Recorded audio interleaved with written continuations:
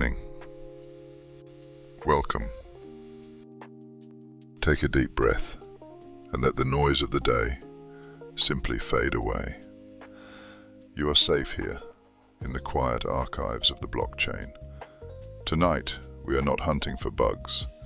We are simply observing them, like fireflies caught in a digital jar.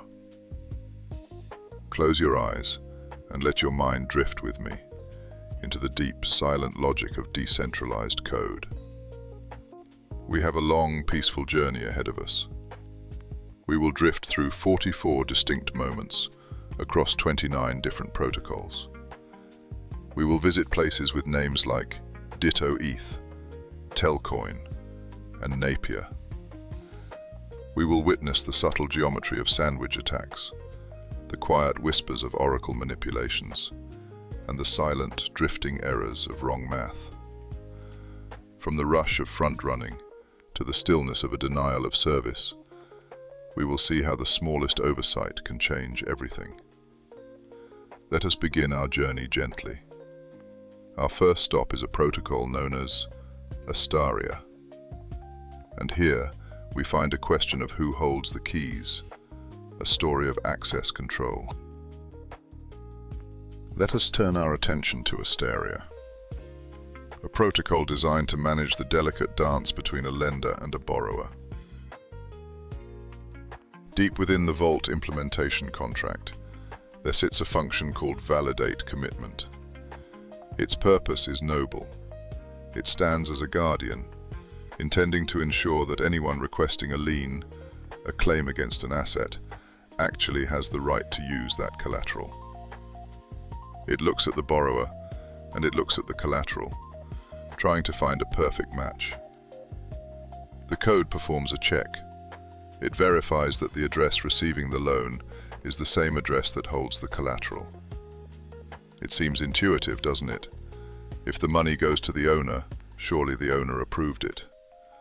But here, in the silence between the lines, lies a quiet oversight. The code forgot to ask if the owner actually wanted the loan. You see, the function checked the receiver, but it did not strictly check the caller. This created a strange reality, where a malicious lender could force a loan upon you. They could call the function, list your collateral, and set your address as the receiver. The check passes. You are the holder. You are the receiver. But you are not the one who asked. Suddenly you hold a loan you never signed for, perhaps with terrible terms. In the best case, you notice, repay it, and lose a small fee. In the worst case, you sleep on, unaware, until your collateral is quietly liquidated for a debt you did not choose. The resolution comes with a gentle assertion of agency. The fix requires that we look at the message sender. We must ensure that the call originates only from the holder themselves or a trusted operator. By verifying the voice that speaks, not just the hand that receives, the vault becomes safe again.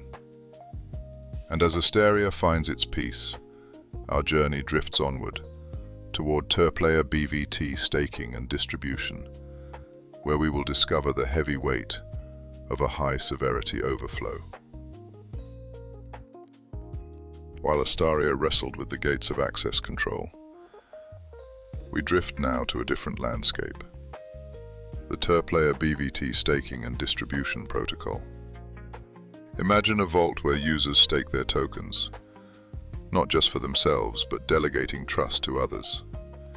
It is a web of shared value. When a user wishes to withdraw, the contract must gently unravel this web, calculating how much comes from delegated stakes and how much remains in the user's own pocket. The withdrawal function begins its work, patiently iterating through a list of users. Inside this loop, we find a specific calculation. It attempts to determine the withdrawal amount using a ceiling division, rounding up to ensure everything is accounted for. But here lies the quiet oversight. The user is included in their own delegation list. Because the formula rounds up, and the user is counted within that loop, the calculated total delegated amount grows slightly larger than the original requested amount. It is a subtle swelling of numbers. Then, the contract tries to calculate the remaining amount, simply by subtracting this total from the request. But since the total has grown larger than the request, the subtraction becomes impossible. An underflow occurs. The transaction reverts. The funds are locked in silence. To restore the flow, the path must be cleared. The fix is to gently remove the user from that delegation loop, handling their portion separately with care. By using floor division and assigning the remainder, the numbers align once more. With the math corrected, the vault opens freely again. And as we leave the logic of Terplayer behind, the Canto identity protocol awaits us, where we will watch the shadows of front-running in the dark. While the Terplayer protocol struggled with the chaotic boundaries of overflowing numbers, we now turn our gaze to the Canto identity protocol. Here, the danger is not in the math breaking, but in the order of time itself. Imagine a function designed to create a digital identity. It is called Mint. Its purpose is elegant and efficient. It creates a new profile for you, a SID NFT, and immediately, in the same breath, it allows you to attach other precious tokens to it using a loop of add commands. It is meant to be a single fluid motion. Create the vault and fill it with your treasures. The code quietly increments a counter to give you the next available ID number. Then, it uses a delegate call to execute your list of additions. It seems helpful. It seems complete. But let us look closer at the instructions you send. When you construct this transaction, you look at the current state of the world. You see that the next ID is, say, number 100. So, you pack your instructions. Mint a token, and add my precious items to token number 100. And here is where the shadow moves. An observer sees your intent. They see you aiming for number 100. They step in front of you just for a second and mint number 100 for themselves. Now your transaction begins. The contract mints you number 101. You own it. But your instructions still say, add my items to token 100. Because the code did not check, you obediently place your digital assets into the vault that now belongs to the stranger. You hold the key to an empty room, while they hold your treasures. To restore peace to this logic, the resolution is grounding. We must not allow the user to guess their future ID. The fix enforces that when you mint, the add function can only touch the specific identity that was just born in that very moment. No guessing, no drifting, just a secure link between creation and possession. And as we see how Canto secured these digital identities against the flow of time, the waters of PoolTogether begin to stir, ready to show us how even business logic can drift away. While Canto Identity Protocol struggled with the frantic pace of front-running, we now glide gently into the waters of PoolTogether, where a high severity issue quietly surfaced. Imagine a prize pool patiently waiting to close. In the RNG relay auction contract, a ritual takes place. A draw needs to be finalized. A random number must be brought on chain, and the relayer, the keeper who delivers this number, deserves a reward for their service. The process seems orderly. The function RNG complete is called. It triggers the close draw function on the prize pool, settling the accounts and moving funds where they belong. But then comes the moment of payment. To pay the relayer, the contract must calculate the reward based on the total size of the reserves. It defines a variable called future reserve. To find this number, the code takes the current reserve and adds the reserve for open draw. Do you see the double vision here? The draw had just been closed in the line above. When closed draw runs, it naturally moves the open draw funds into the main reserve. By adding reserve for open draw again to the calculation, the contract is counting the same funds twice, or perhaps counting funds that belong to a future that hasn't happened yet. It creates a phantom surplus, a ghost balance. Because the pot looks larger than it truly is for this calculation, the fraction paid to the relayer is inflated. The protocol, in its confusion, hands out too many tokens, bleeding value with every closed draw. The remedy is a return to simplicity. We realize we do not need to calculate a future reserve. We simply trust the present state. The fix removes the extra addition. We look only at prize pool which, having just closed the draw, is already correct. The phantom funds vanish.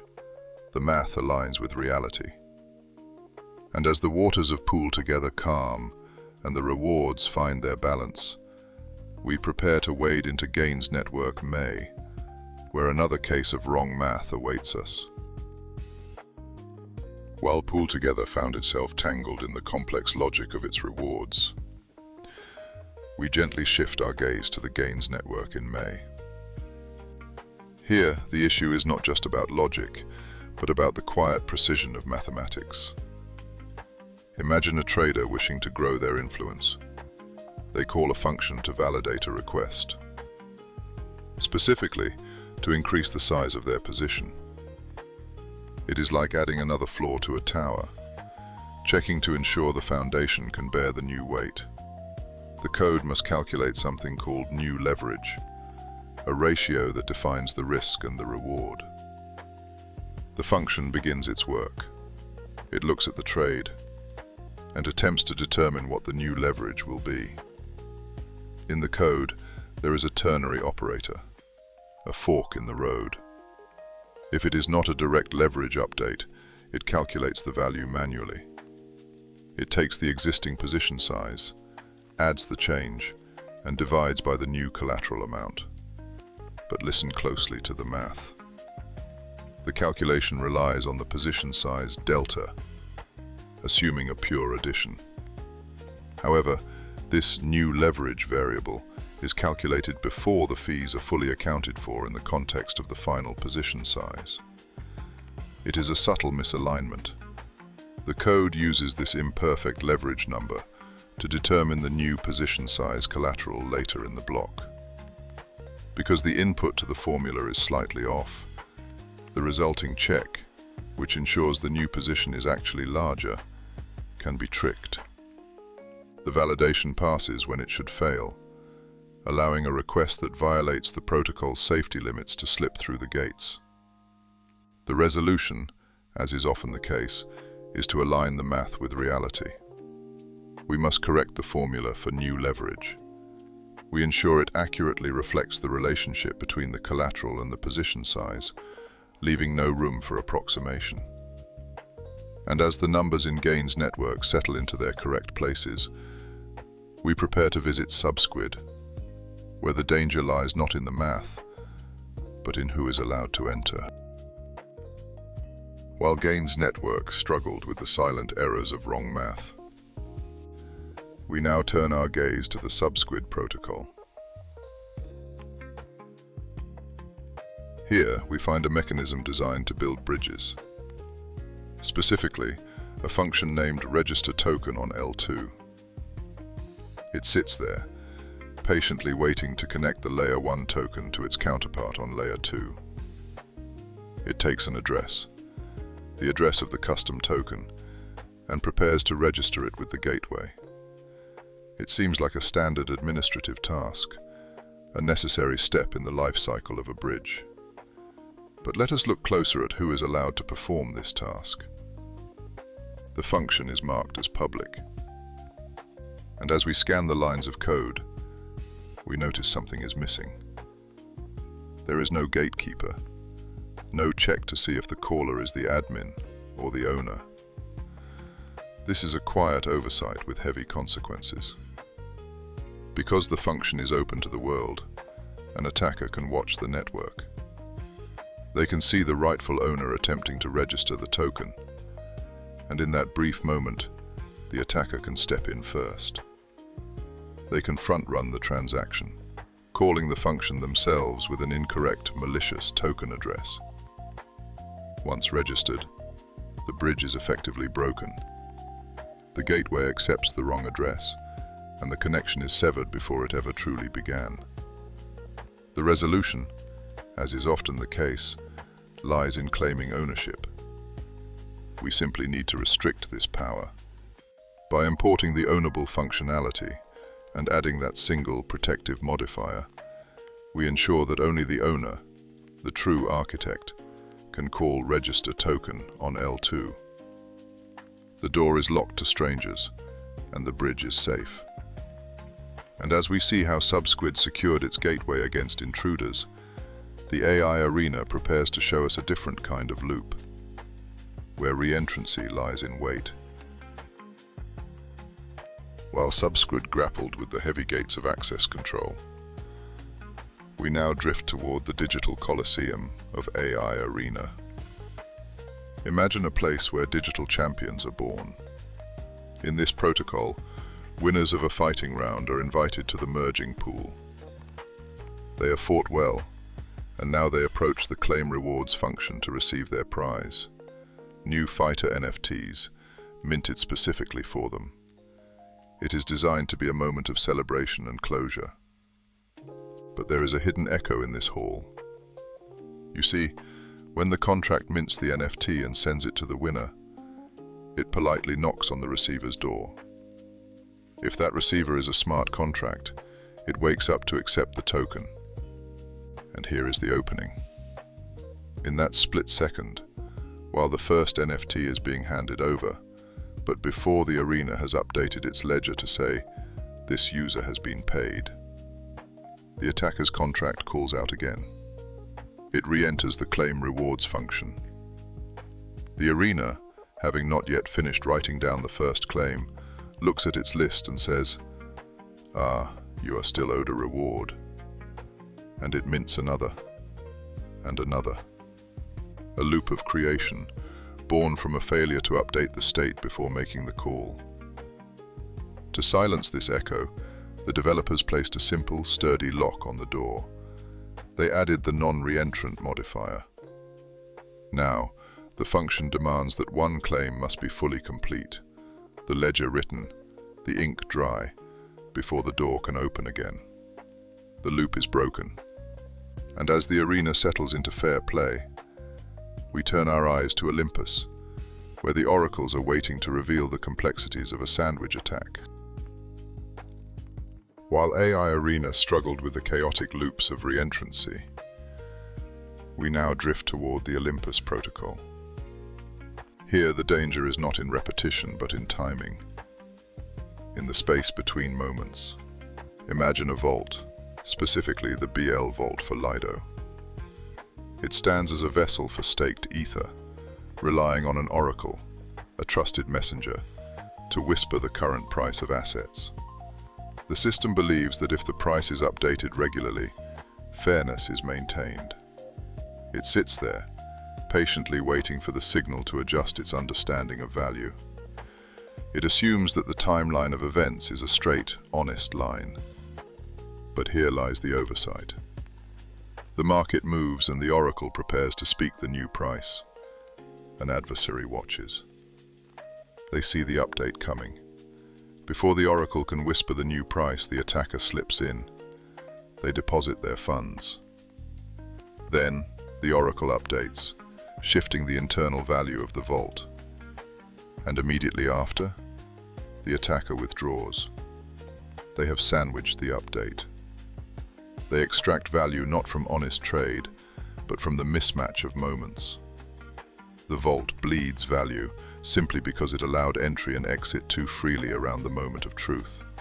To heal this wound, we must introduce patience. The solution found by the researchers is not complex math, but time itself. We ask the user to wait. By locking funds in the vault for a minimum duration, perhaps 24 hours, the sandwich is broken. One cannot slip in and out in a single breath anymore. The predator must wait, and in waiting the advantage dissolves. Safety is found in stillness. And as we leave the timing of Olympus behind, the Napier protocol approaches. There we will find that even when time is on our side, the numbers themselves can sometimes lead us astray with wrong math. While Olympus faced the turbulent winds of sandwich attacks and oracle manipulation, we now turn our gaze to the quiet corridors of the Napier protocol. Here, within the tranche contract, users hold yield tokens. It is a place of accumulation, where interest grows slowly, like moss on a stone. The system allows users to redeem these tokens, collecting their principal and their hard-earned yield in one smooth motion. It relies on the standard concept of an allowance, giving permission for another to move your funds. But consider the function named redeem with YT. It takes an address to redeem from and an amount. It begins its work diligently. First, it calculates the total interest the user has earned up to this moment. It looks at the global scales, the local scales, and the user's balance. And here is where the logic drifts into a dream. Watch closely what happens next. The code prepares to transfer the assets to the adapter. It takes the shares being redeemed, and it adds the accrued in target. That variable holds the entire amount of interest the user has earned, all of it. Do you see the oversight? The function does not check if the caller is redeeming all the tokens or just a fraction. If a user grants an allowance of even one single way to another address, that spender can call this function. They redeem that tiny, dust-like amount, but the contract, in its confusion, hands over the entire pot of accrued yield. The allowance check passes because the principal amount is small, but the yield flows out completely, draining the user's unaccrued gains in a single, unintended wave. To restore peace to the vault, the developers had to introduce the concept of proportion. In the resolution, they gently modified the logic. Now, before the transfer, the contract calculates a new value, accrued proportional. It asks, if you are redeeming 10% of the tokens, you shall receive only 10% of the yield. The remainder is quietly saved into the unclaimed yields mapping, waiting patiently for its true owner. The calculation now mirrors reality. Partial redemption brings partial reward. And as we see how Napier aligned its math with its intent, we prepare to visit Telcoin, where a checkpoint mechanism and a flash loan are about to collide. While Napier struggled with the precise nature of its math, we now turn to Telcoin. Here, the vulnerability is not about a calculation error, but about the manipulation of time itself. Imagine a staking module, a quiet digital vault where users lock away their tokens to earn rewards. It is designed to be a place of patience, where loyalty is measured by how long your assets rest within the contract. The system uses something called checkpoints to look back in time and verify your balance. But within the function known as getAtBlock, there is a subtle oversight. The code allows the system to look at the current block to determine your stake. It assumes that if the tokens are there now, they represent a true commitment. But what if the commitment is a mirage? A user can utilize a flash loan. They borrow a massive amount of TEL tokens, deposit them to create a checkpoint, and claim the rewards, all within the same transaction. Because the system checks the balance in that very same block, it sees a loyal staker with a fortune. But the user exits immediately, returning the loan before the block is even finished. They have faked a huge stake with minimal cost. To fix this, we must simply demand patience. The resolution is to require that an exit cannot happen in the same block as the deposit. We ensure that the exit block is at least one greater than the staking block.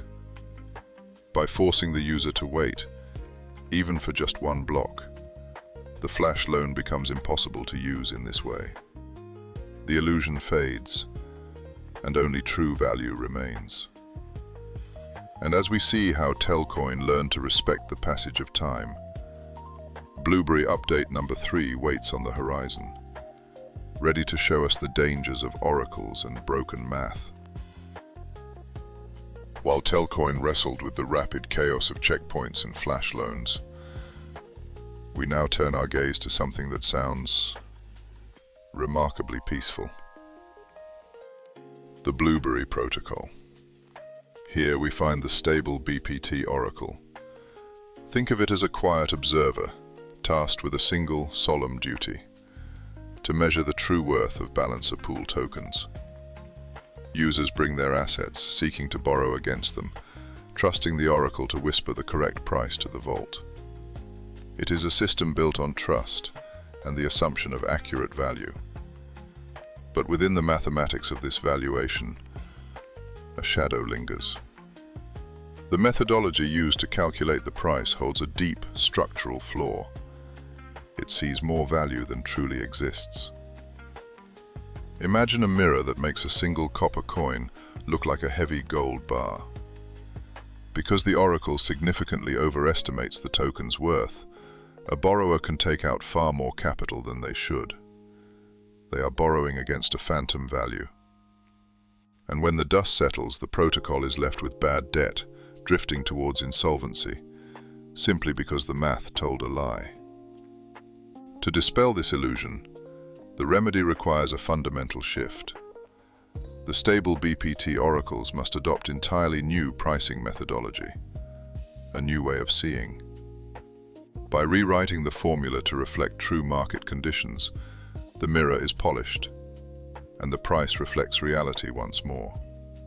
And as we see how Blueberry corrected its vision, the ZAP protocol awaits us, to show us the consequences of yet another mathematical misstep. While the Blueberry protocol struggled with the heavy burden of oracle mathematics, we now drift gently toward the ZAP protocol. Here we find a mechanism designed for restoration. The tax refund feature.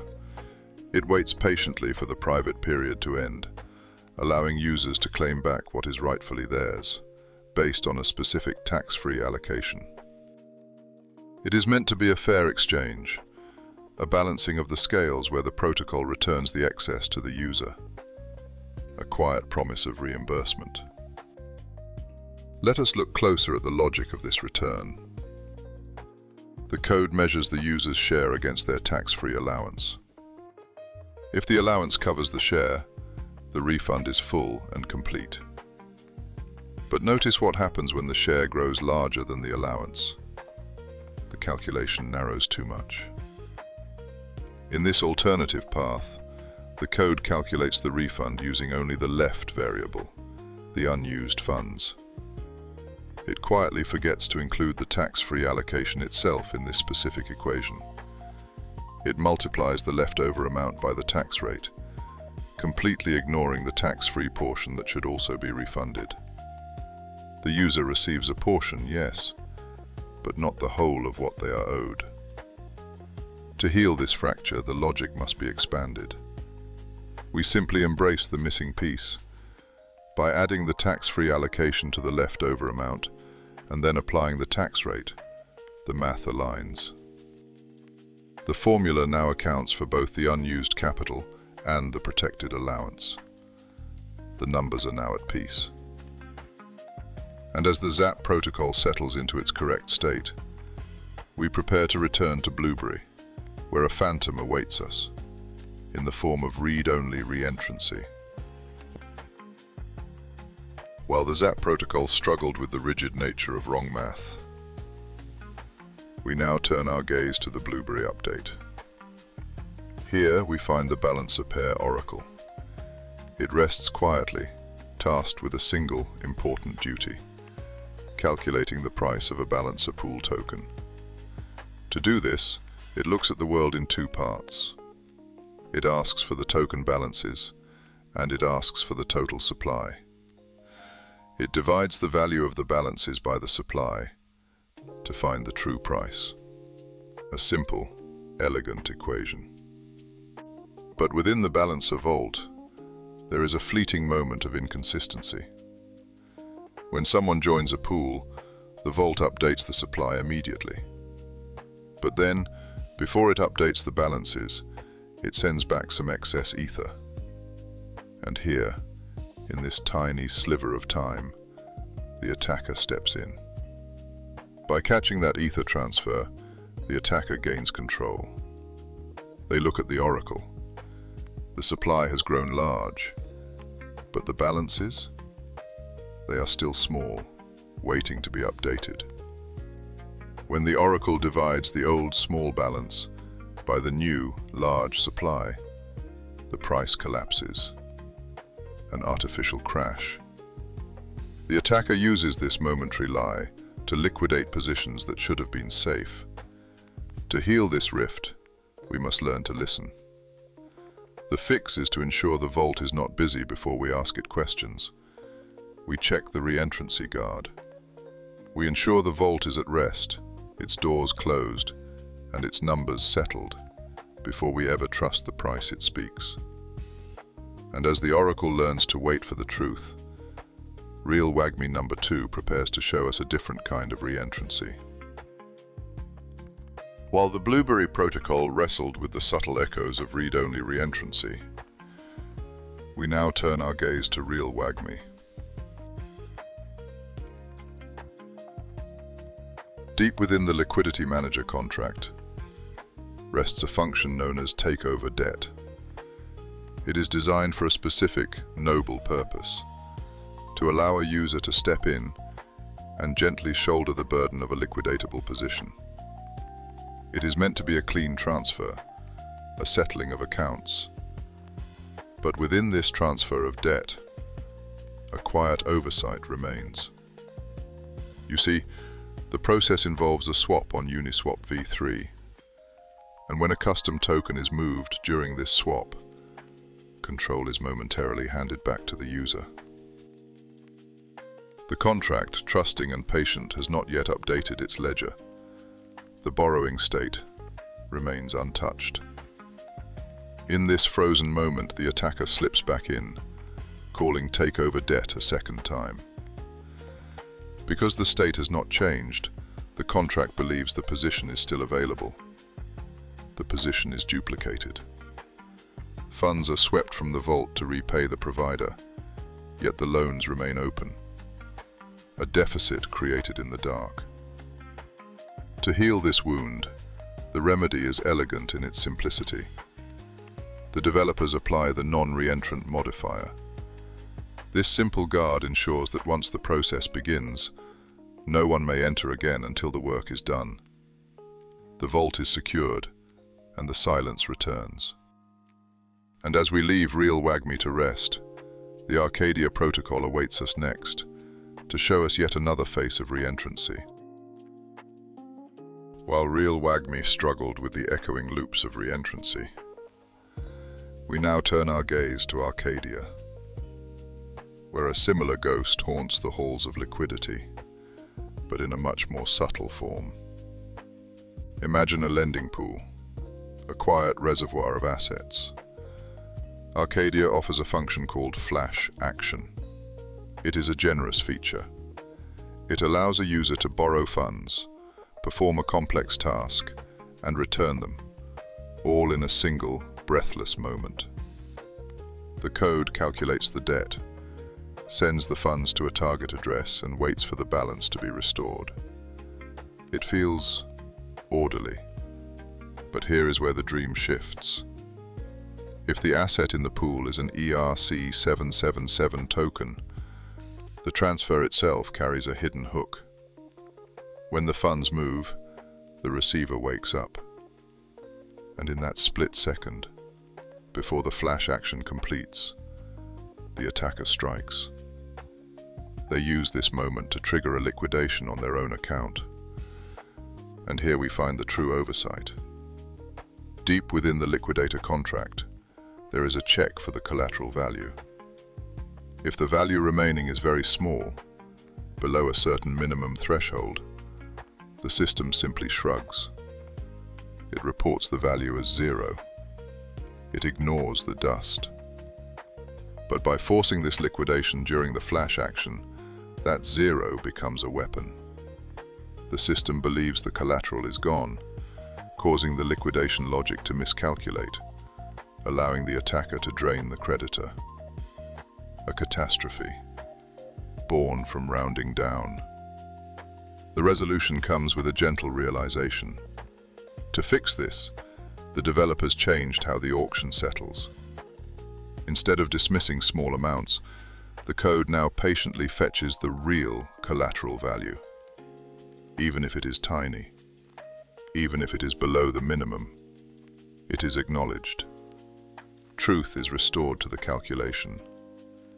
And as we see how Arcadia found safety and precision, Perennial V2 waits on the horizon to show us the dangers of trusting an oracle blindly.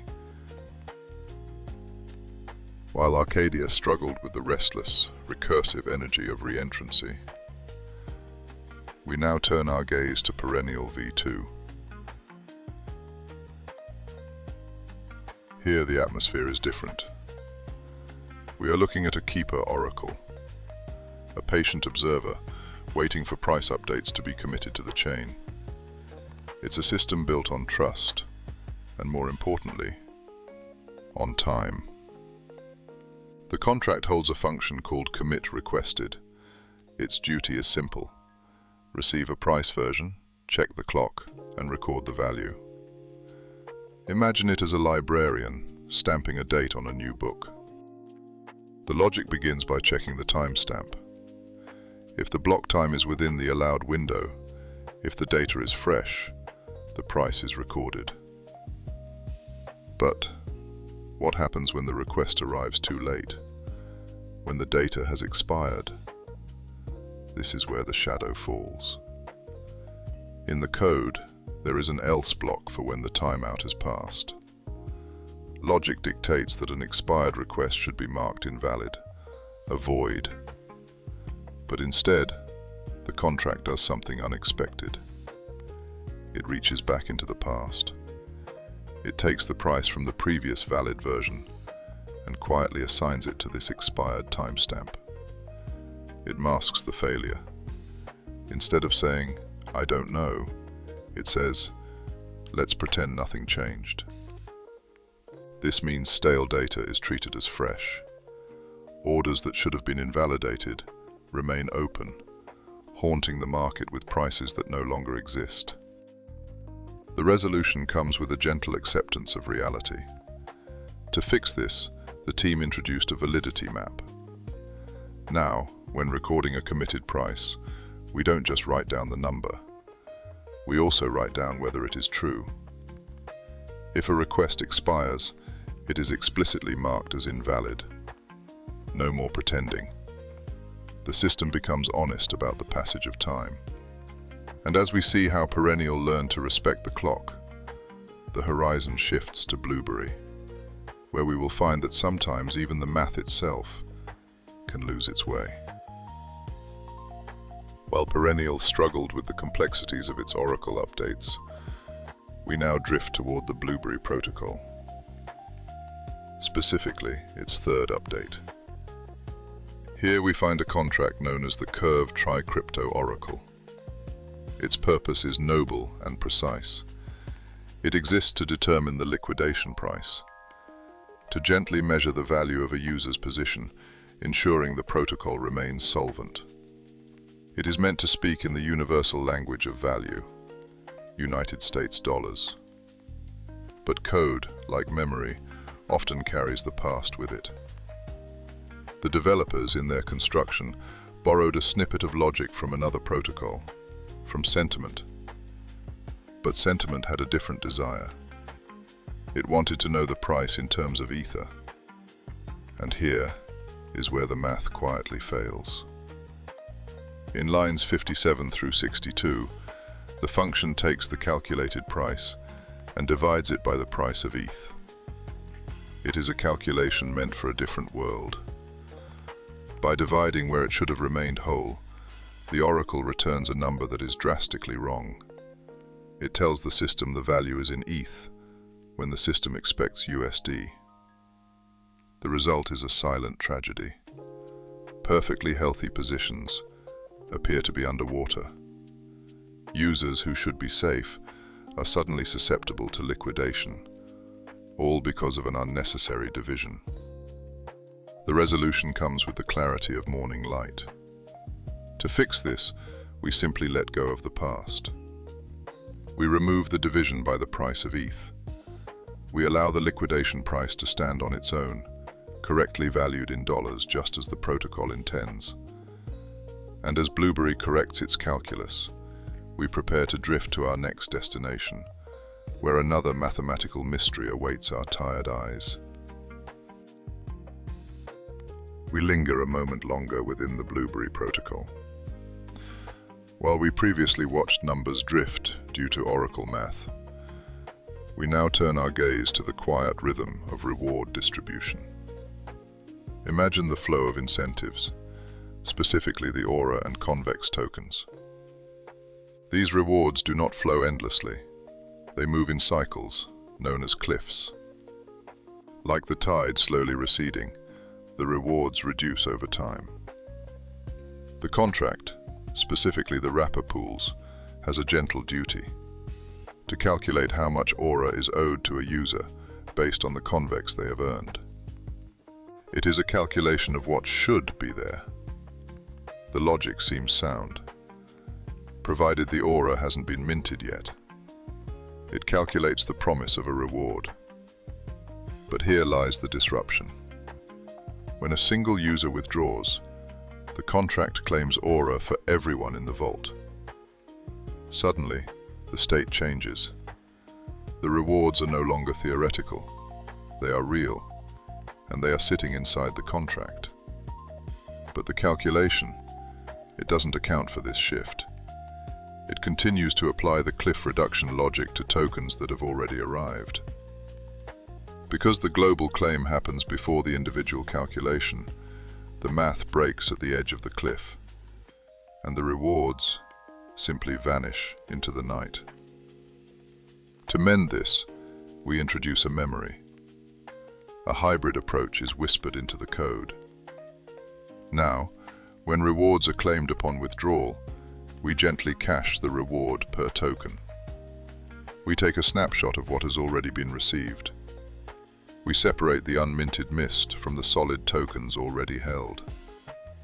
The calculation is corrected, and the cliffs become safe to navigate once more. And as the aura rewards find their proper homes, the shadows lengthen over Ditto ETH, where we shall witness the swift and silent art of front-running. While the Blueberry update struggled with the rigid logic of wrong math, we now turn our gaze to Ditto ETH, where the vulnerability lies not in calculation, but in the timing of movement. Imagine a system where a financial position, a short record, is not just a number in a ledger, but something tangible. Here, a user can mint their short position into an NFT. It transforms debt into a token, allowing it to be transferred, hand to hand, wallet to wallet. It sounds like a feature of freedom. But in the shadows of the mempool, freedom can be misused. Consider a user, let's call her Alice. Her position has become unhealthy. The market has turned and her collateral is too low. She creates a risk to the protocol. A keeper, seeing this bad debt, steps forward to flag it for liquidation, to set things right. But Alice is watching. Just as the liquidation transaction approaches, Alice quickly transfers her short record NFT to a different address. Because the record has moved, its old identifier at the original address is cancelled. The liquidator's hand closes on empty air. The transaction reverts. Alice has front-run the consequences, keeping her dangerous position open, simply by moving it out of reach. To restore order, we must place a gentle hand on the exit door. The resolution is elegant. We introduce a check within the transfer logic itself. Before a short record can travel to a new owner, the contract now looks at the collateral ratio. If the position is underwater, if it is below the liquidation threshold, it cannot move. It must be healed before it can be transferred. And as we see how Ditto ETH addressed this fleeting escape, the Mosaic Archimedes protocol awaits us, where a denial of service lingers in the dark. While Ditto ETH struggled with the frantic, invisible race of front-running, we now turn our gaze to Mosaic Archimedes, where the danger lies not in speed, but in the deceptive movement of assets. Imagine trying to count the stars while they are moving across the sky. This is the challenge Mosaic faces. The protocol relies on liquidity provider tokens, special travelers built on layer 0 that can bridge across different blockchains. To understand the value of the vault, the controller must take a snapshot, a moment of stillness, to count the total supply across all chains. But here is where the logic drifts apart. Because these tokens can move, an attacker can play a shell game with the protocol. Just as the controller calls for a snapshot, the attacker sends their tokens into the bridge. They can use a tiny amount of gas, just enough to start the journey, but not enough to finish it quickly. The tokens sit in the void between chains. When the snapshot is taken, the tokens are gone from the source, but haven't arrived at the destination. To the protocol, they have simply vanished. This artificially lowers the total supply, which drives the calculated price of the remaining tokens up. The attacker then completes the bridge and exits the system, draining value that isn't theirs, profiting from the confusion of the count. The resolution was a return to simplicity. Rather than building complex tracking systems to watch the bridge, Mosaic decided to close the gate. They disabled the bridging of LP tokens entirely. By ensuring the tokens stay on their native chains, the snapshot can finally trust what it sees. Sometimes, the safest path is the one that doesn't wander. And as the bridges of Mosaic fall silent and the ledgers balance, we drift toward Astaria, where a denial of service quietly waits to lock the doors. While Mosaic Archimedes found itself frozen by a denial of service, we now turn our gaze to the protocol known as Astaria. Imagine a vault, diligently working to manage debt. It wishes to perform a specific action, a buyout of a lien. It carefully packages its instructions into a struct called Lien Action Buyout. It specifies the collateral, the amount, and the recipient. It is a standard procedure, intended to secure a position for the vault's future. But here lies a quiet oversight in the lien token contract. The function to execute this buyout is listening to everyone, anyone at all. And critically, when it receives the call, it ignores the incoming strategy parameters, the very rules that should validate the vault's intent. A shadow moves in the dark. An attacker watches the vault submit its transaction. They copy the message perfectly, the same collateral, the same details, but they change the receiver to themselves. Because the contract skips the strategy validation, the imposter slips through. They front-run the vault. The new lien, which belongs to the protocol, is minted to the attacker instead. And when the honest vault finally arrives a moment later, its transaction fails. The state has changed. The opportunity is gone. A denial of service, born from a lack of validation. To restore peace, the logic must be tightened. The resolution involves enforcing the checks that were skipped. The code is amended to strictly validate the commitment, ensuring that the incoming terms are used and respected. By verifying the stack and the hashing mechanism, the contract ensures that the new lien finds its true home, not a thief's pocket. And as we see how Astaria learned to validate every visitor, Morpho awaits us, ready to reveal how liquidations can be stalled in the night. While Astaria struggled with the rigid walls of access control and denial of service, we now drift toward the Morpho protocol, where the danger lies not in a blockage, but in an absence. Imagine the rhythm of a healthy lending market. It breathes in and out. A user borrows, a liquidator watches. When a debt becomes too heavy to carry, the liquidator steps in to restore balance. They repay the loan, and in exchange, the system gently withdraws the collateral from the underlying pool, perhaps from Aave or Compound, to reward them. It is a cycle of repayment and withdrawal.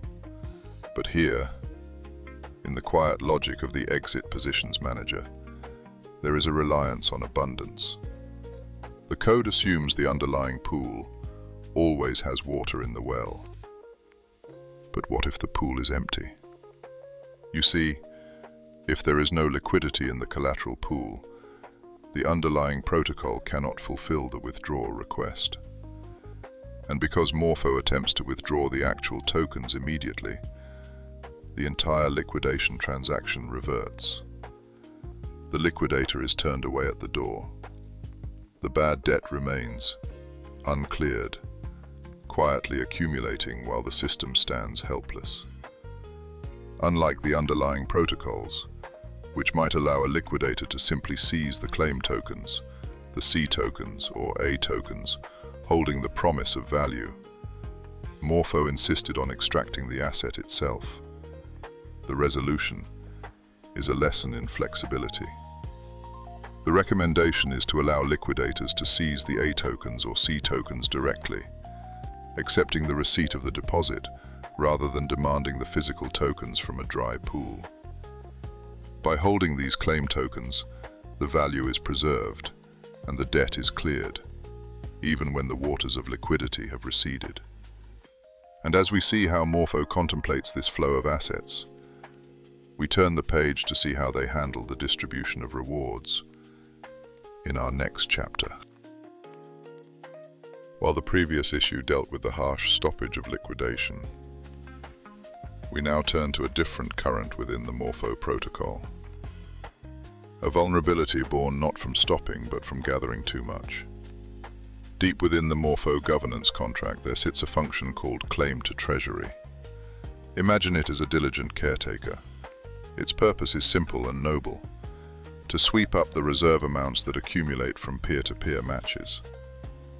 It takes the market's underlying tokens and moves them, gently, into the treasury's vault. A routine bit of housekeeping. But in the world of Compound, the token known as COMP, or COMP, holds a dual nature. It is a valid market, yes, but it is also the reward token itself. And here lies the quiet oversight. When the caretaker sweeps the floor, it cannot tell the dust from the gold. You see, anyone can claim comp rewards on behalf of Morpho at any time. These rewards settle peacefully in the contract, waiting for users. But if the claim to treasury function is called for the comp market, it sweeps everything. It takes the reserves, but it also accidentally steals the accumulated user rewards, sending them all to the treasury. An attacker could even force the rewards to appear just moments before the sweep, sabotaging the system. The resolution is a matter of boundaries. To safely support this market, the code must learn to separate the reserve from the reward, to distinguish between the protocol's earnings and the user's gifts. Though the team accepted the risk due to the complexity of the change, the architectural lesson remains. And as we reflect on how tokens can be confused for one another, we prepare to look deeper, where Morpho will show us a flaw in the very logic of business itself. While we just observed how Morpho navigated the complexities of reward tokens, we must linger in this protocol just a little longer. There is another lesson here, hidden in the mathematics of debt. Deep within the contract's logic, there is a guardian function, one simply called isLiquidatable. Its purpose is solemn but necessary. It watches over the users, checking their health, ensuring their debts do not outweigh their collateral. It is the scale that weighs the safety of the system. To do this, the function gently iterates over every market the user has entered. It calls out to get the liquidity data, gathering numbers to build a picture of solvency. It looks at the user's borrow balance, and it multiplies it by the last pool indexes. But listen closely to that name. Last pool indexes. This is where the drift begins. You see, the code is relying on a memory. It uses Morpho's internal cached record of the index. But outside, in the vast ocean of the Compound protocol, the tide may have already shifted.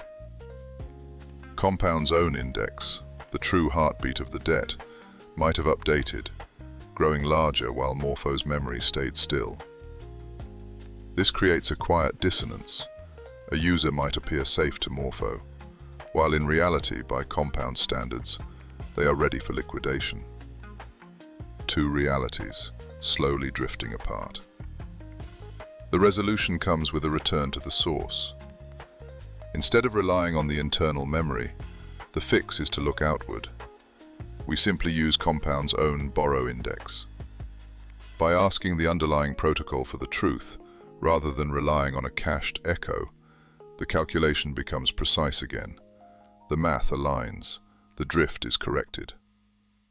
And as Morpho aligns its internal clock with reality, we turn our gaze to Clover, where the danger is not about time, but about who holds the keys.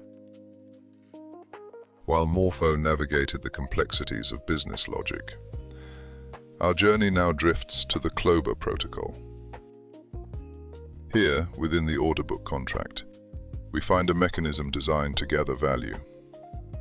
As trades occur, fees accumulate, settling quietly like snow on a winter branch. To harvest these fees, there is a function simply named collect fees. It is intended to take these gathered tokens and send them where they belong, splitting them between the host and the treasury.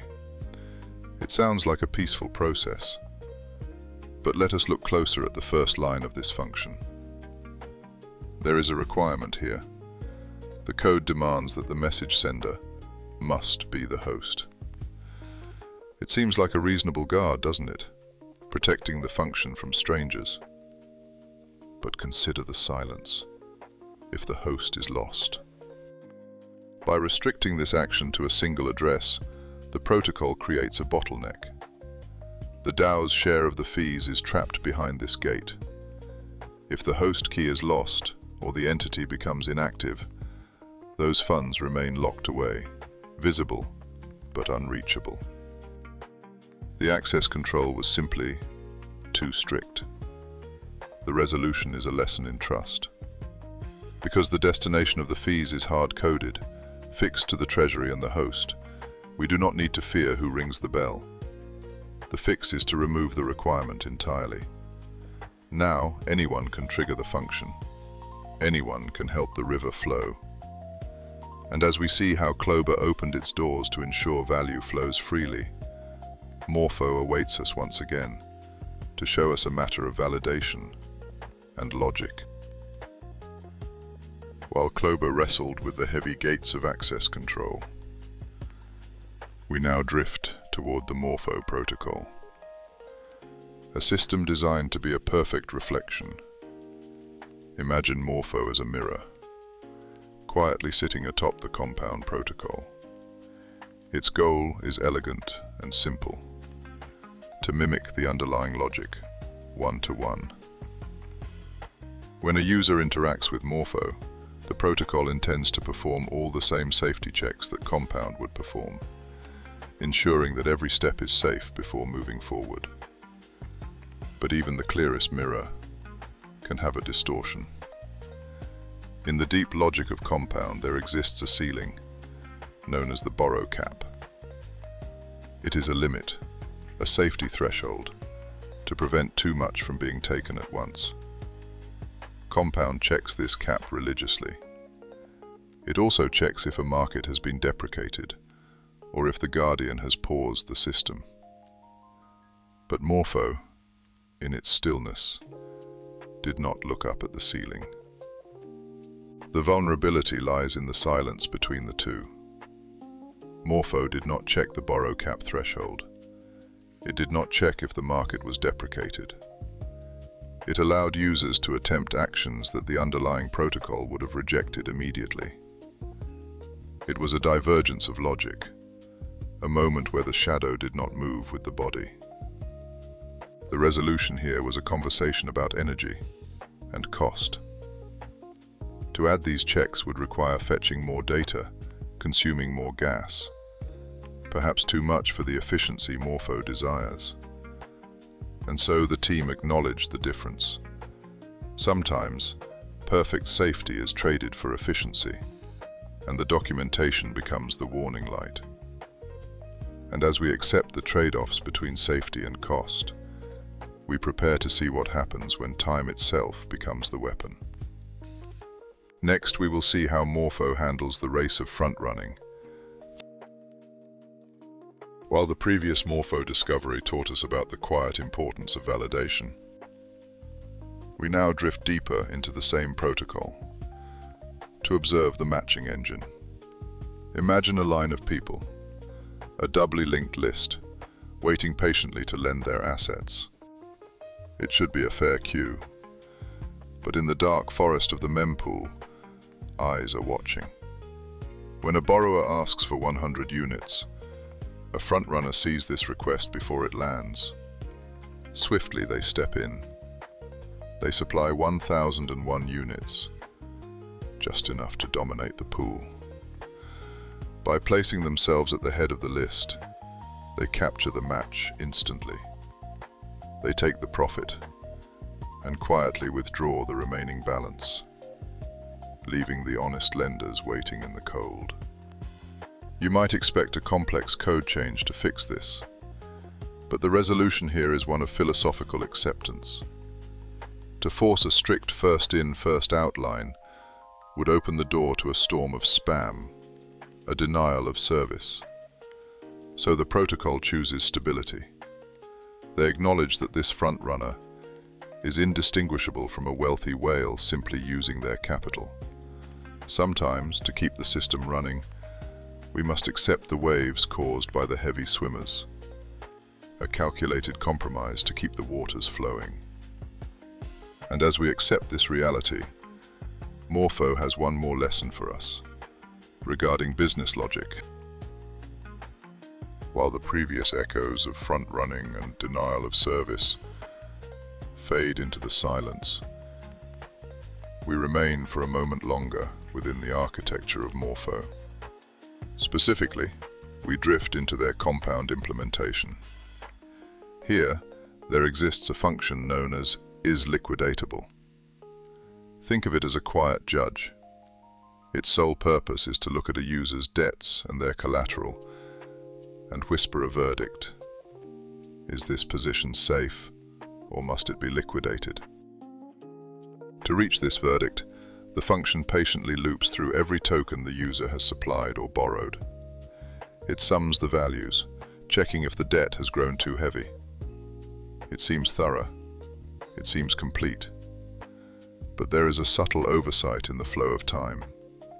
You see, in the world of lending, interest is always growing.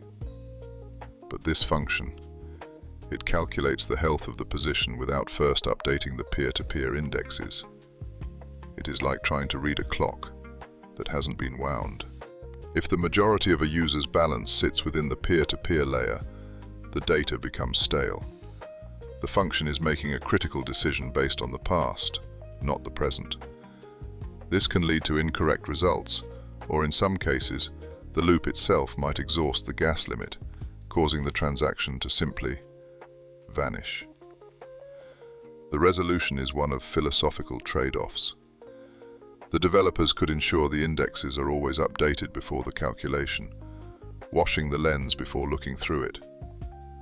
But, interestingly, they decided against a full implementation. The cost of gas, the energy required for perfection, was deemed too high.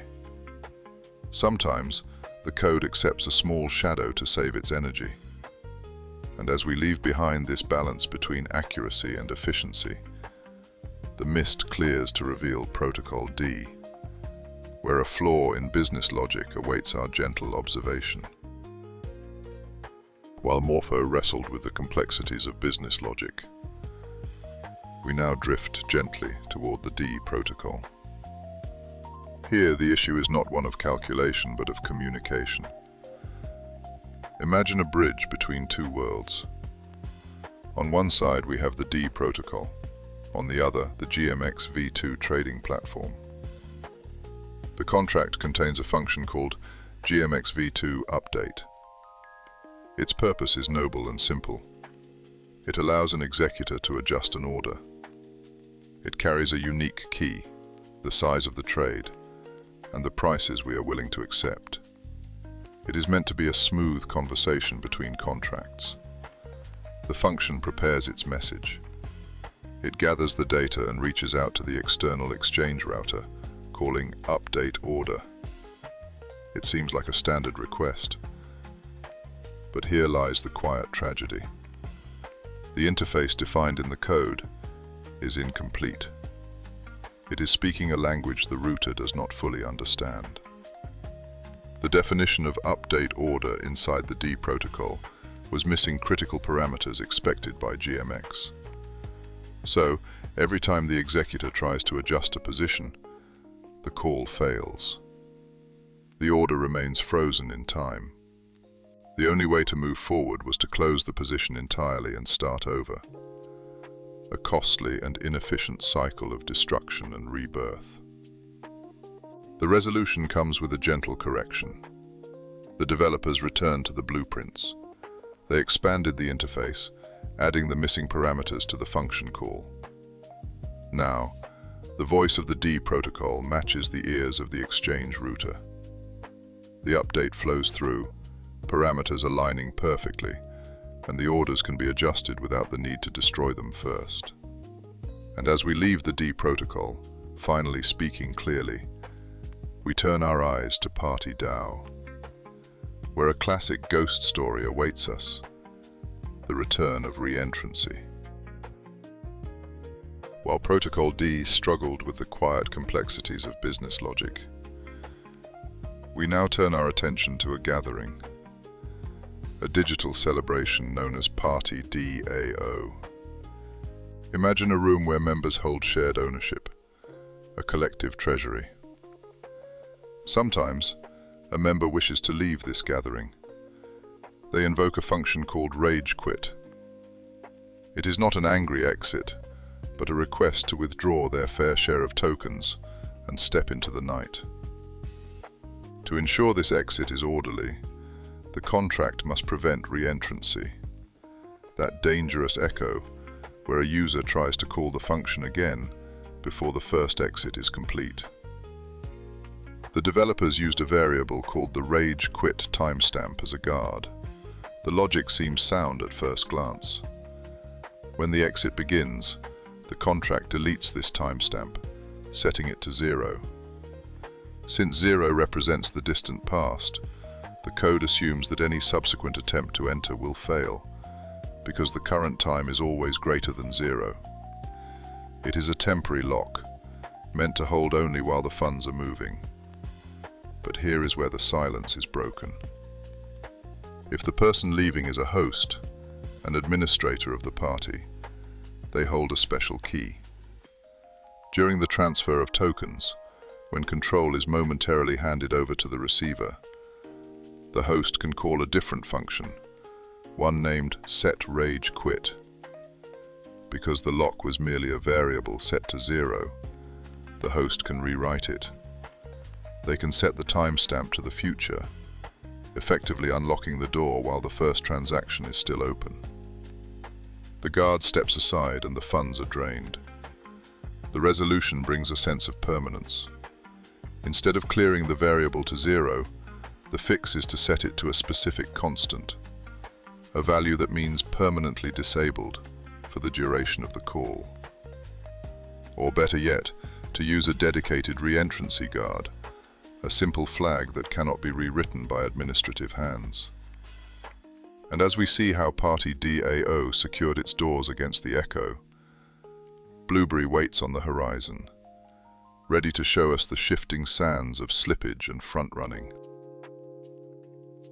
While Party DAO wrestled with the restless loops of re-entrancy, we now turn our gaze to the Blueberry protocol.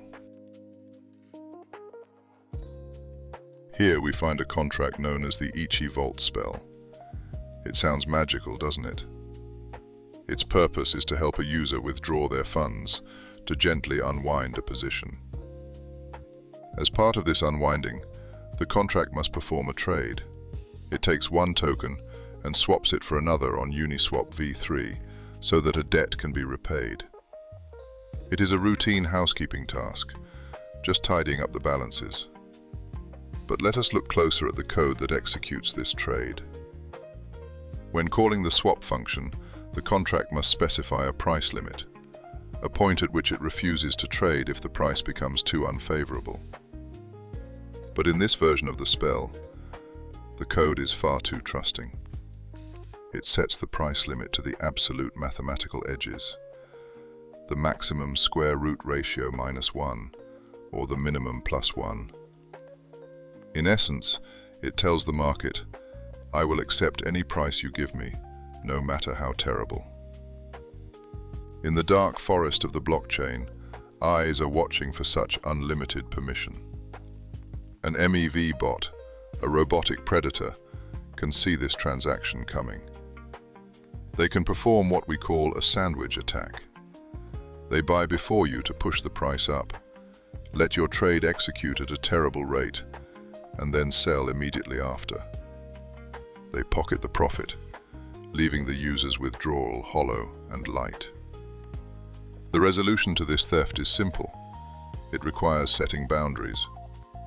The fix asks the user to provide a slippage parameter, a firm instruction that says, I expect at least this much in return.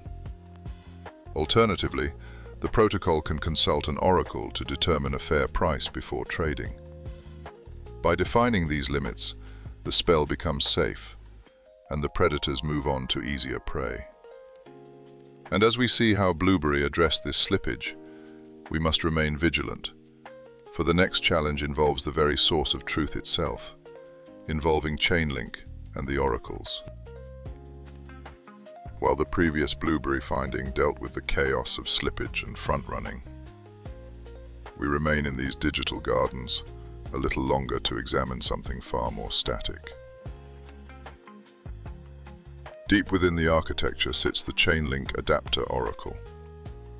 It is the eye of the protocol, gazing out at the market to determine the value of assets. It reaches out to the registry, asking for the latest round data, trusting the answer it receives. It feels secure, because Chainlink aggregators have built-in safety rails, a minimum price and a maximum price, a floor and a ceiling. But consider the unthinkable. Consider an asset that collapses, a token plummeting towards zero, much like the echoes of Luna. As the price falls, it hits the aggregator's minimum price, the floor. And here lies the deception. The aggregator stops reporting the fall. It continues to report that minimum price even as the real value crumbles into dust beneath it. The Blueberry protocol, trusting this frozen number, believes the asset still holds value. It allows users to borrow against this ghost value, taking out loans backed by nothing but air. Even with secondary oracles, if they lag or are manipulated, this frozen floor becomes the only truth the protocol knows. The result is bad debt and a quiet, irreversible bankruptcy. The resolution is a matter of strict discipline. We simply teach the oracle to verify the boundaries. When the registry returns an answer, the contract must now check. Is this answer touching the minimum floor or the maximum ceiling? If the price is pressing against these bounds, the oracle must not speak. It must revert. It is better to stop and fail safely than to whisper a lie that destroys the vault.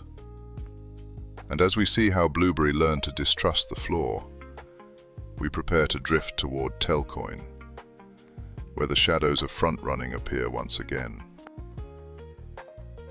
While Blueberry struggled with the shifting truths of its oracles, we now turn our gaze to the Telcoin update. Here, we find a stablecoin contract, resting quietly, believing it has the power to stop those who would do it harm. The contract possesses a function called Add Blacklist. It is a tool meant to freeze a malicious actor, to stop them in their tracks so their illicit funds can be removed. It sounds secure, doesn't it? But we must remember the nature of the mempool. When the admin sends the command to blacklist a user, that transaction sits, waiting to be mined. It is visible to all, and the malicious user is watching. Seeing the cage coming down, the user simply pays a higher price for gas. They front-run the Guardian. They transfer their funds out before the blacklist command can land. The door slams shut, but the room is already empty. To fix this, we do not try to run faster. We simply change the mechanism. Following the wisdom found in the staking module, the logic is adjusted. Instead of racing to seize funds, the system ensures that the act of being blacklisted renders the escape route futile. By altering how withdrawals are validated, the speed of the attacker no longer matters. The race is called off. And as we see how Telcoin neutralized the need for speed, the Maya DAO ecosystem waits in the shadows, ready to show us the recursive loops of reentrancy. While the Telcoin update struggled with the chaotic speed of front-running, we now drift toward the Maya DAO ecosystem, where the vulnerability is not about speed, but about a quiet disappearance. Imagine a bridge, the root bridge agent. It stands patiently, responsible for executing tasks across the chains. Within this agent, there is a function called AnyExecute. It has a simple, dutiful job. It tracks how much gas is used, storing the initial gas and the user fee info in the contract's permanent storage, ensuring every step is paid for. But here, within the logic of a virtual account, a loop begins to form. A user can initiate a call, but through a virtual account, they can circle back. They can re-enter the AnyExecute function. It feels like a standard operation until we look closer at the gas payment. When the re-entrant call finishes, the function PayExecutionGas runs. It settles the bill and then it deletes the storage variables. It wipes the initial gas and user fee info from existence. But the original call, the first one, is still running. When it finally tries to pay for its own execution, it reaches for those variables in storage and finds nothing. They are gone. The cost is zero. The gas has been consumed, but the bill has vanished into thin air. The remedy for such a loop is to hold these values closer. Instead of relying on shared storage, which can be wiped away, The contract should keep initial gas and user fee info safely in memory, local to the specific execution. Yet, in this chapter of the story, the fix was acknowledged but left unimplemented. The architects chose instead to migrate the entire foundation to layer 0, leaving this ghostly loop behind as a memory. And as we see how the Maya ecosystem navigates this gas logic, we remain within their walls to witness another thread unraveling in their business logic. While the recursive echoes of reentrancy fade into the silence, we remain within the Maya DAO ecosystem for a moment longer. We turn our attention now to a matter of accounting and the delicate balance of fuel.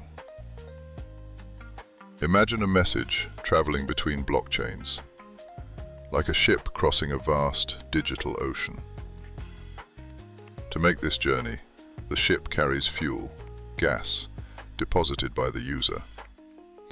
It needs enough to arrive, enough to execute its task, and crucially, enough to return home if the waters get too rough. This is the logic of the AnyCall cross-chain protocol. The code attempts to manage this fuel with precision. It looks at the gas deposited, pays for the execution, and then it looks at what is left over. But here lies the quiet oversight. When paying for execution on the root chain, the protocol takes the excess gas and adds it to the accumulated fees. It assumes the job is done. It uses up the deposit, without first setting aside the fuel needed for the any fallback function. It's like spending your taxi fare home on dinner, assuming you won't need to leave. When the system tries to withdraw specifically for the fallback on the branch chain, it finds the vault empty. Insolvency. The math simply doesn't add up anymore. The resolution comes from a place of prudence. To fix this, we must change the order of operations. We gently deduct the fallback gas from the deposited amount first. We ensure the return ticket is purchased before we calculate any excess or fees. With the accounting logic corrected, the protocol remains solvent, and the ships can always find their way home.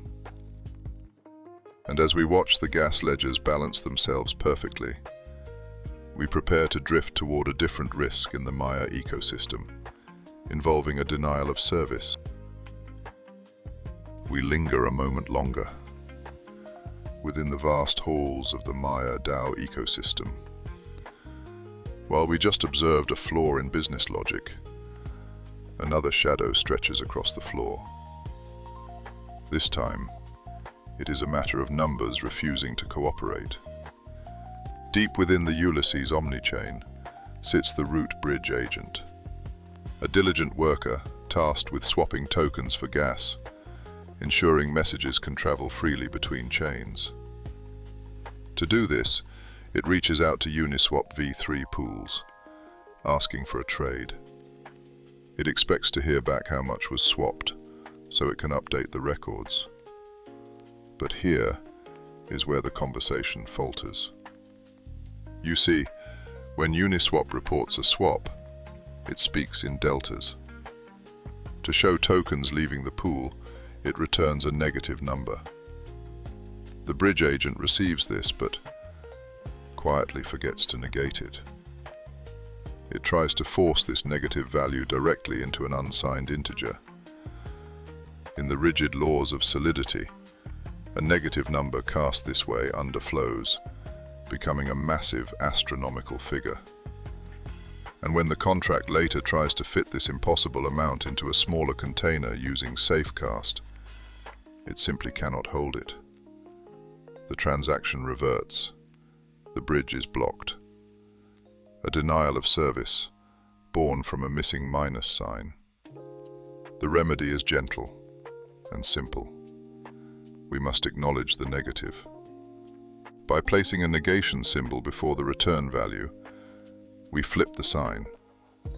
the negative debt becomes a positive receipt. The math resolves, the overflow vanishes, and the data flows peaceably once again.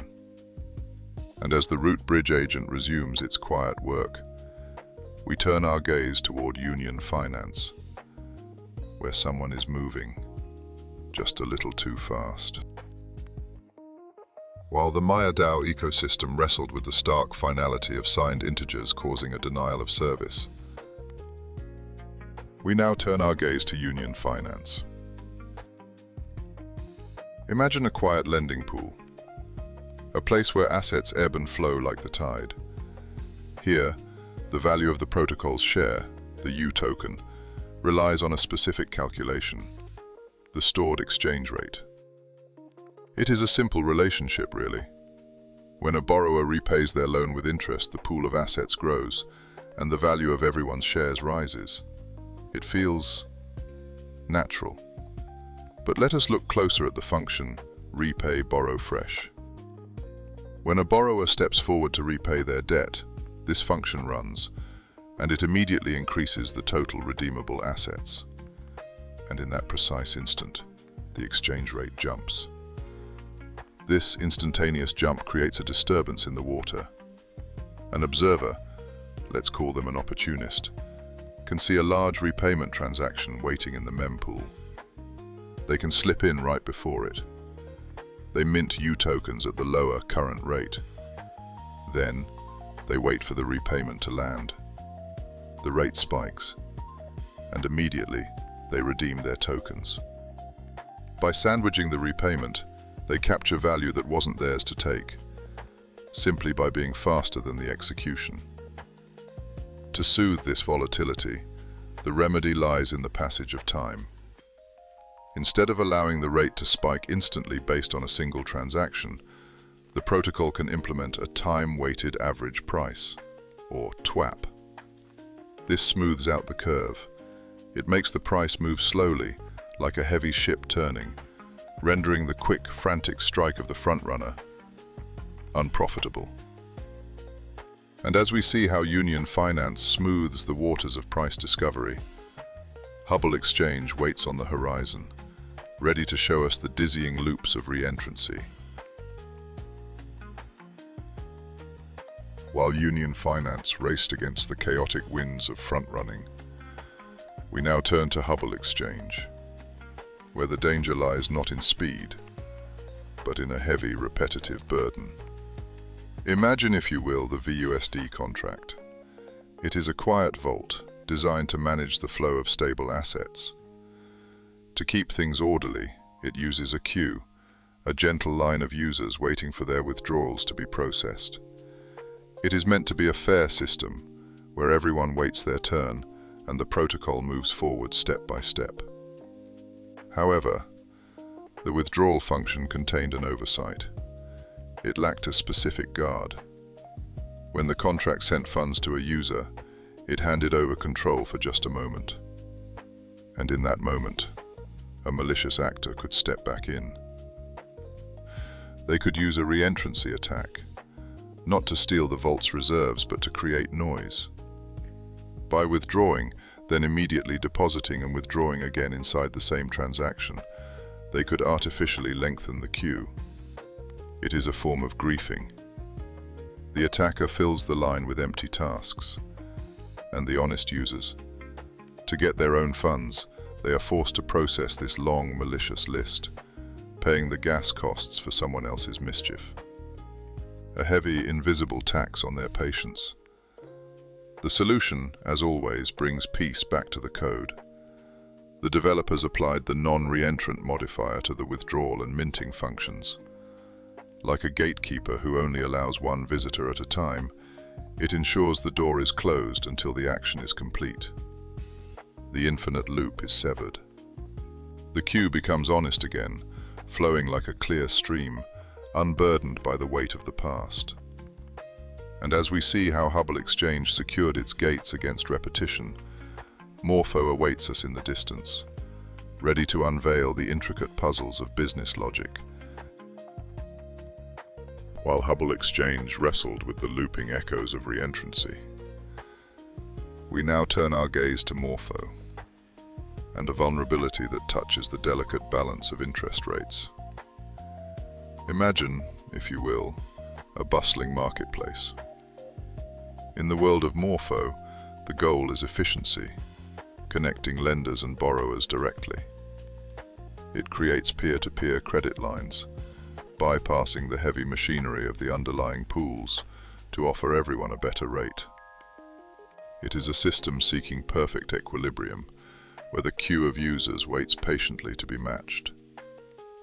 But markets are sensitive things, and they assume participants are acting in good faith. Here lies the oversight. The system did not anticipate a user who appears and vanishes in the same breath. An attacker can perform a flash supply, dumping a massive amount of liquidity into the protocol. In that single fleeting moment, the contract joyfully does its work. It matches this massive supply against every waiting borrower, creating peer-to-peer credit lines for everyone. But then, just as quickly, the attacker withdraws everything. The tide goes out, the liquidity is gone. But the borrowers, they are left stranded. They have been moved into peer-to-peer lines that no longer make sense, potentially earning a worse rate than if they had simply stayed in the pool queue. The attacker has griefed the system, disrupting the harmony without cost. To heal this, one might consider preventing these single transaction storms, perhaps by requiring liquidity to stay for a block or two. However, sometimes we must accept the imperfections of the present to build for the future. Morpho acknowledged this quiet risk, deciding to leave it be for now, waiting to refactor the entire queue system in due time. And as we leave the market forces of Morpho to their equilibrium, the shadows lengthen around EWA, where we will soon witness the frustration of a grief attack and the silence of denial of service.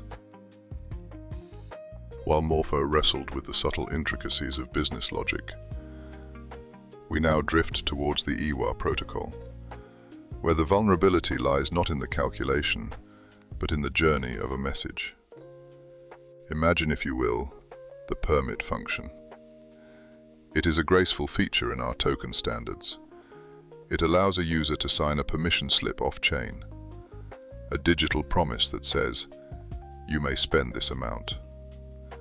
The user signs it, attaches it to a transaction and sends it out into the world, expecting the contract to receive it, verify it, and execute the transfer all in one smooth motion.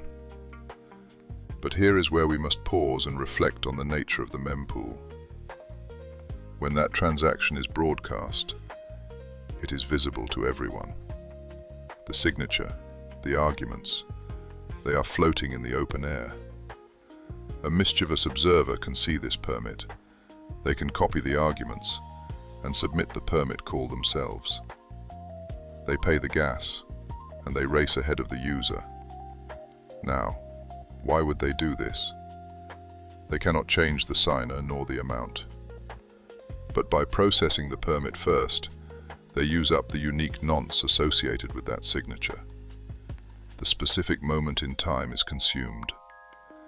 When the user's original transaction finally arrives, expecting to use that same permit, it finds the nonce is invalid.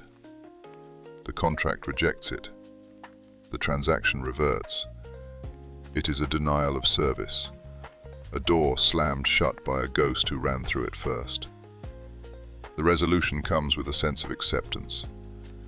The fix is to wrap the permit operation in a try-catch block. It tells the contract to attempt the permit, but if it fails, do not despair. Do not revert. If the permit fails, it likely means the allowance was already set by that front-running ghost. The contract catches the error, checks the allowance, and allows the flow to continue peacefully. The friction is removed. The transaction flows like water around a stone. And as we see how EWA smoothed these waters, we prepare to return to Morpho, to uncover yet another layer of logic.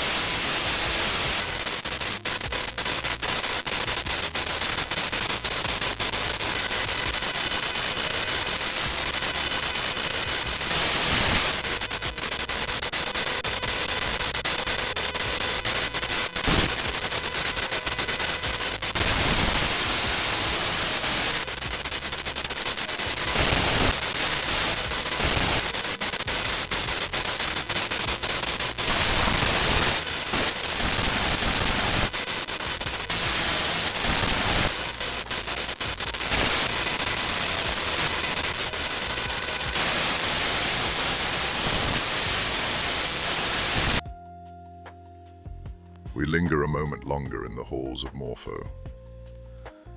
Just as we observed the logic flow before, we now drift toward the exit positions manager. Imagine a supplier, a peer-to-peer participant, wishing to withdraw their funds. To grant this simple wish, the protocol performs a delicate dance. In the final step of the algorithm, it attempts to borrow from the underlying pool, ensuring there is enough liquidity to let the user leave. But here lies a quiet trap, a space between spaces. Consider a position on Aave. What happens if the debt is high, higher than the maximum loan-to-value ratio, but not quite high enough to trigger the liquidation threshold? It is a state of limbo. Because the value is too high, the protocol cannot borrow the necessary funds from the pool. And because it is too low, the position cannot be liquidated to clear the way. The withdrawal simply fails. The user is caught in the stillness between safety and ruin. It is a difficult knot to untie within the current system. But as the protocol prepares to launch first on Compound, where the rules of collateral differ, this edge case is acknowledged as a shadow to be watched. Sometimes, awareness is the first step of the cure.